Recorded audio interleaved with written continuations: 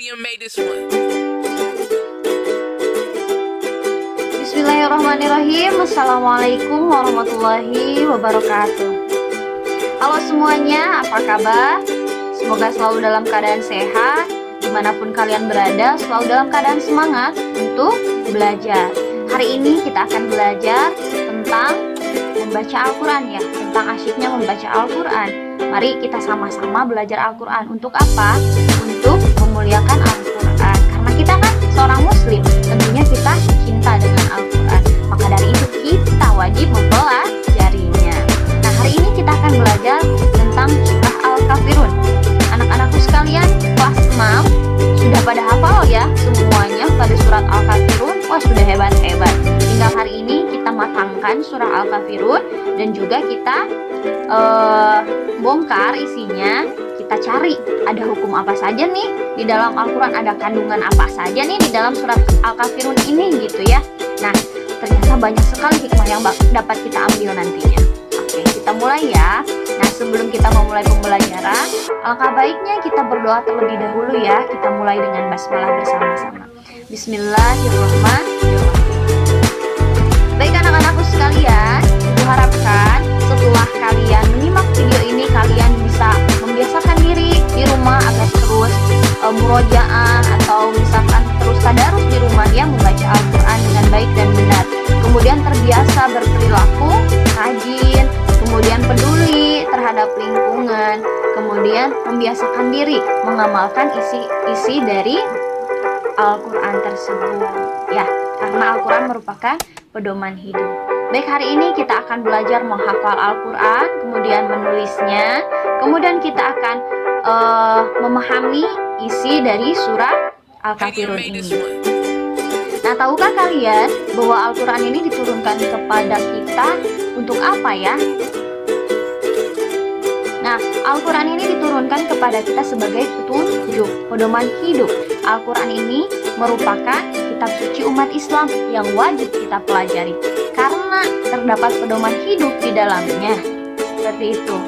Nah, kalau misalkan kita cinta dengan Islam, kalau misalkan kita adalah seorang muslim, maka kita harus mempelajari Al-Quran. Seperti itu. Jadi kita harus sering-sering membaca Al-Quran karena Al-Quran di dalamnya memuat firman-firman Allah. Nah, firman Allah itu sangatlah benar ya, maha benar Allah atas segala firman-Nya, sangatlah benar.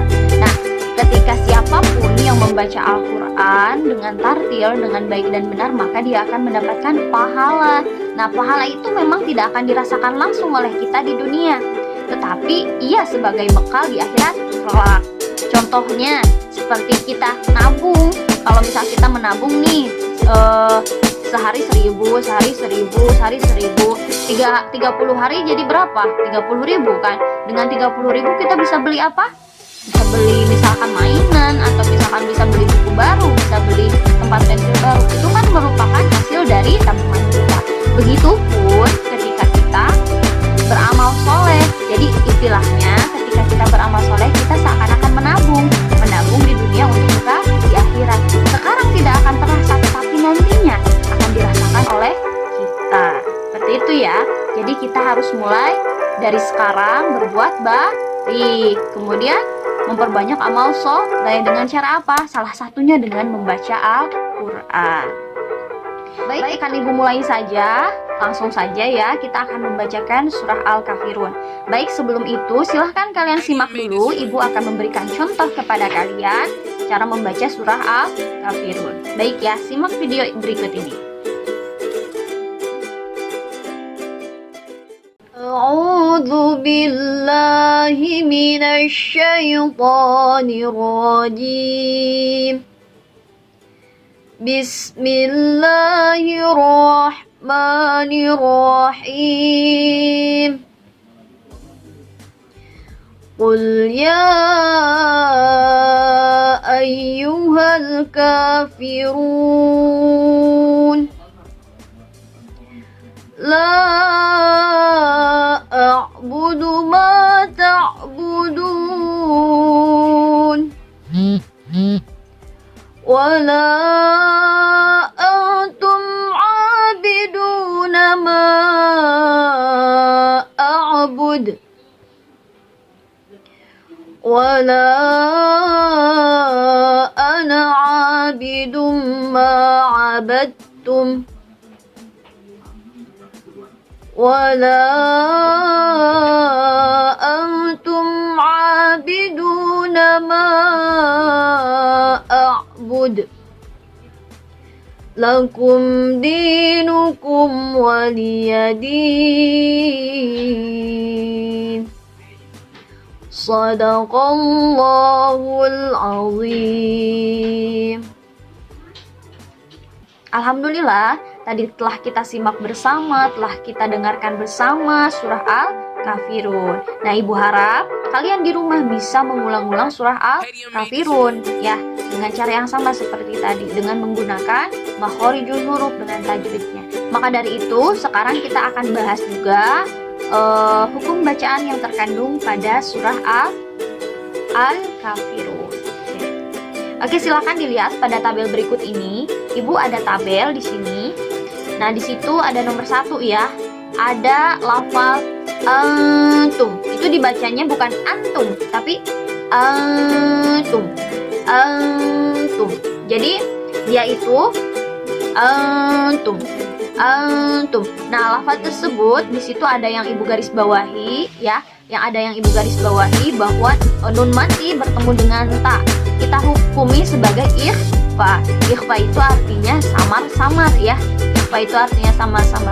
Jadi dia itu tidak terlalu jelas, tidak terlalu dengung, tapi ada di tengah-tengah ya. Jadi disebutnya sebagai ikhfa. Oke. Nah, coba kita lihat yang nomor 2. Di sini ada lafal abidum.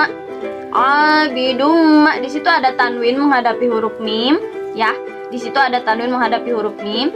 Nah, tanwin dhammah menghadapi huruf mim. Nah, kita hukumi sebagai idgham di gunnah. Nanti kita bahas ya seperti apa. Coba dilihat oleh kalian, di situ ada nomor 3. Nomor 3 di situ ada abiduna. Sama Ibu dikasih garis bawah. Itu ada dhammah menghadapi waw sukun. Kita hukumi sebagai mad tabi'i. Mad tabi'i ini dibacanya panjang 2 harokat. Jadi abiduna, 2 ketukan ya, atau 2 harokat. Abiduna. Oke. Selanjutnya yang nomor 4. Nomor 4 ada lakumdi. Lakumdi. Lakumdi. Ada di situ mim mati menghadapi dal.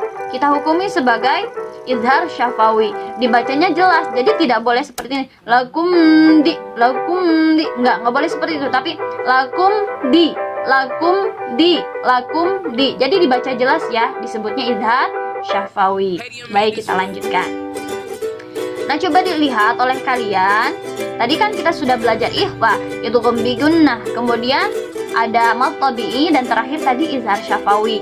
Nah, yang pertama kita bahas dulu. Tadi ikhfa. Ikhfa itu apa?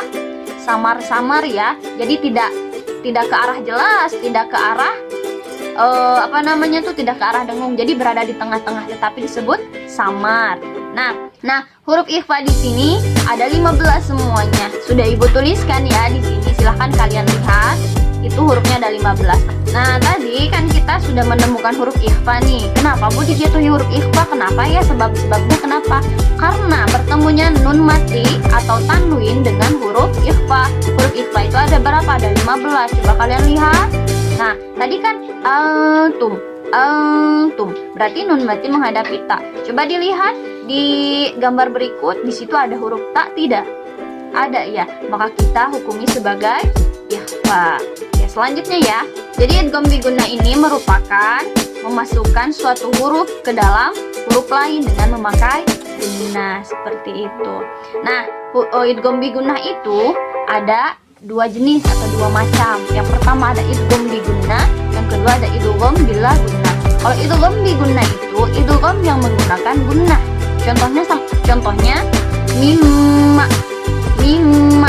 Jadi idgham itu ada 2 macamnya ya. Yang pertama idgham bi gunnah, yang kedua ada idgham bila gunnah. Kalau idgham bi gunnah itu adalah idgham dengan menggunakan gunnah ya. Kalau idgham bila gunnah, idgham yang tidak menggunakan gunnah. Yang pertama idgham bi gunnah. Idgham bi gunnah itu hurufnya ada 4 ya.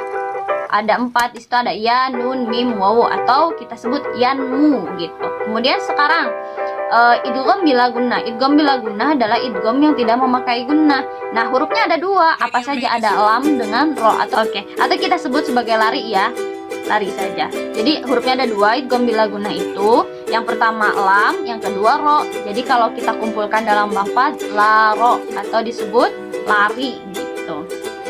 Nah, kita lanjut lagi. Kemudian tadi kita bertemu dal, di atasnya ada dhamma bertemu dengan wawu sukun. Nah, kita hukumi sebagai mad tabi'i. Mad itu apa ya? Ada yang tahu? Mad itu artinya panjang, tabi'i itu biasa. Jadi mad tabi'i ini adalah disebut mad asli ya, disebut mad asli. Nah, mad asli ini panjangnya 2 harokat. Jadi ketika kalian menghadap, tadi kita telah menemukannya, ada hukum yang ketiga yaitu mad tabi'i. Nah, mad tabi'i ini merupakan adalah mad asli. Mad itu artinya panjang. Nah, huruf mad tabi'i atau mad asli ini ada 3. Apa aja? Alif, wawu, ya, atau bisa kita sebut awi gitu ya, awi. Nah, cara kita menemukan ini mad tabi'i atau bukan, kalian nanti bisa dicari fathah bertemu dengan alif, kemudian kasroh bertemu dengan ya, atau dengan dhammah bertemu dengan, atau dhammah bertemu dengan wawu. Nah, itu semua merupakan huruf mad tabi'i. Dihukumi mad tabi'i panjangnya 2 harokat atau 2 ketukan. Contohnya qola, qila, ula, seperti itu ya. Oke, selanjutnya yang keempat, hukum izhar syafawi. Izhar syafawi ini dibacanya jelas ya. Ketika misalkan kalian ada mim mati menghadapi dengan huruf hijaiyah, kecuali mim dan ba, itu dibacanya harus jelas. Kalau misalkan ketemunya mim mati dengan mim mati, itu harusnya dibacanya idgham mimi. Misalkan mimma, ya itu tidak bisa disebut izhar syafawi. Atau mimba, itu disebutnya iklab, tidak disebut izhar syafawi gitu ya. Jadi izhar syafawi itu harus dibaca jelas ketika mim mati menghadapi huruf hijaiyah, kecuali huruf mim dan ba. Nah, tadi kita sudah belajar ya tentang ilmu tajwid, kemudian kita belajar membaca surah Al-Kafirun, dan mudah-mudahan kita semua juga hafal ya dengan surah Al-Kafirun. Nah, coba kalian lihat gambar di samping, di situ ada surah Al-Kafirun. Coba sama kalian nanti disalin di buku tugas kalian. Pastikan tulisan kalian rapih ya, rapikan tulisan kalian, diperbagus lagi tulisan kalian. Kita berlatih ya, agar apa? Agar melenturkan otot-otot tangan kita supaya kita tidak kaku kembali ya, tidak kaku lagi untuk menulis Arab gitu. Oke. Nah, mungkin itu ya pelajaran hari ini, tetapi Ibu masih punya tugas lagi untuk kalian anak-anak kelas 6. Yang pertama, kalian harus membaca surah Al-Kafirun. Ibu minta kalian untuk memvideokan surah Al-Kafirun sesuai dengan yang tadi Ibu contohkan, menggunakan tajwid dan juga makharijul hurufnya, diperbaiki lagi. Itu ya yang pertama. Yang kedua, kalau kalian sudah hafal surah Al-Kafirun, nanti kalian tulis di buku tugas kalian ya. Nah, buku tugas kalian itu nanti dikumpulkan ke sekolah. Jadi seperti itu ya. Nah, itu pelajaran hari ini. Subhanallah ya, banyak sekali ya pelajaran yang dapat kita ambil hari ini. Mudah-mudahan bermanfaat ya. Ibu harap setelah kalian belajar surah Al-Kafirun ini, kalian bisa menerapkan di dalam kehidupan sehari-hari, bagaimana cara membaca Al-Quran dengan baik dan benar. Kemudian kalian bisa menerapkan ilmu tajwidnya, kemudian kalian bisa paham tentang ilmu tajwidnya ya. Tentunya semuanya tidak terlepas dari pembelajaran yang tadi Ibu berikan kepada kalian. Oke. Nah, mungkin pelajaran hari ini dicukupkan sekian ya. Mungkin itu saja video pembelajaran hari ini. Dicukupkan sekian pelajaran hari ini. Kita sudah belajar tentang surah Al-Kafirun ya. Sudah belajar menulisnya juga, menghafalnya juga. Mudah-mudahan ya di lain kesempatan kita bisa memperbanyak lagi belajar. Jangan lupa di rumah terus diulang-ulang ya. Agar apa? Agar hafalan kita mantap, agar hafalan kita tidak hilang gitu ya. Kemudian terus dibaca tadarus Al-Quran di rumah seperti itu. Nah, mungkin itu saja yang dapat Ibu sampaikan. Kurang lebihnya mohon maaf. Tetap jaga kesehatan di rumah, kemudian tetap menjaga protokol kesehatan di rumah, dan jangan lupa jangan malas-malasan ya. Kalian sudah kelas 6 sekarang, karena kalian harus mulai bersungguh-sungguh belajar. Itu saja. Wallahul muwaffiq ila aqwamit thoriq. Assalamualaikum warahmatullahi wabarakatuh.